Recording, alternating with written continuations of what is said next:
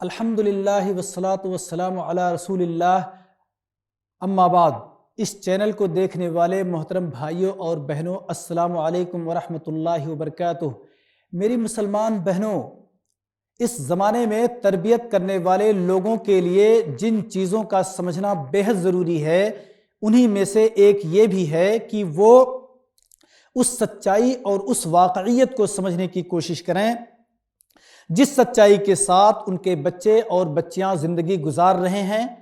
کیونکہ ان کی دنیا آپ کے لیے ایک نئی دنیا ہے، جس طرح سے آپ کی دنیا آپ کے والدین کے لیے ایک نئی دنیا تھی، اور یہی زندگی کا طریقہ ہے۔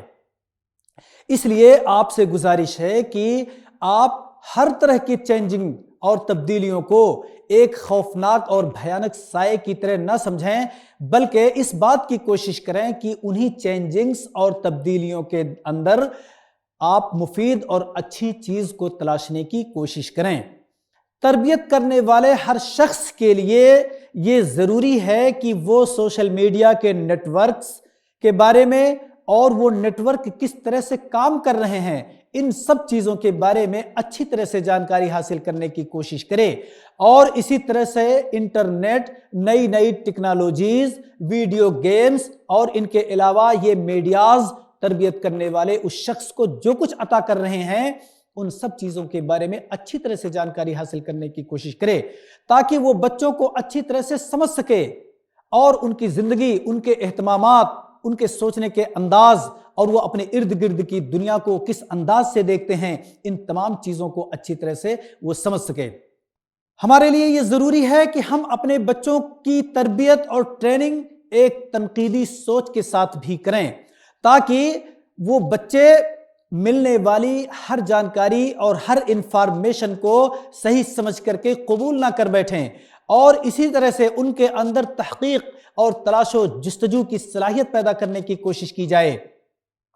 تاکہ وہ حاصل ہونے والے تمام معارف اور علوم کی سچائی اور صداقت کو پرکھنے کی غرض سے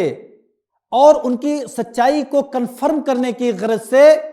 ان کے درمیان ایک موازنہ اور ایک مقابلہ کرنے کے لیے ان کو قابل اور لائق بنایا جا سکے۔ جس طرح سے ہم اپنے بچوں کی تربیت اس بات سے کرتے ہیں کہ وہ اللہ تعالیٰ سے ڈریں، خوف کھائیں اور اس کا مراقبہ کریں اور نفسانی خواہشات سے بچیں، اسی طرح سے ہمارے لیے یہ بھی ضروری ہے کہ ہم ایک تنقیدی سوچ کے ساتھ ان بچوں کی تربیت کریں، کیونکہ یہی تنقیدی سوچ ان بچوں کو شبہات سے محفوظ رکھ سکے گی، اور وہ اس بات کو سمجھ سکیں گے کہ صرف انٹرنیٹ ہی نہیں بلکہ انٹرنیٹ کے علاوہ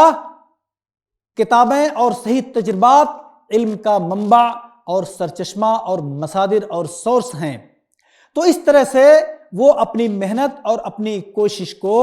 حصول علم کی طرف مرکوز کر سکیں گے اور ایک درست اور اچھی سوچ کی طرف مرکوز کر سکیں گے۔